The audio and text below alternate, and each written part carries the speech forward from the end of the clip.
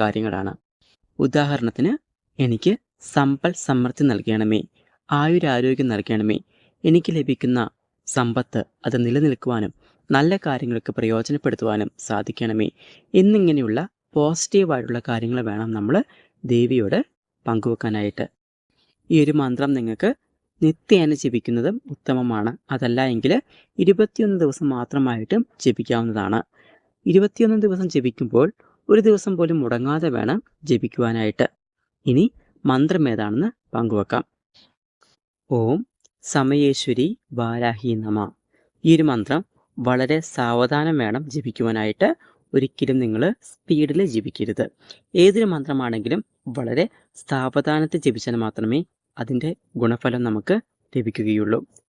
എല്ലാവർക്കും എല്ലാവിധ നന്മകളും ഉണ്ടാവട്ടെ. നല്ലൊരു ദിവസമായിരിക്കട്ടെ. നന്ദി, നമസ്കാരം.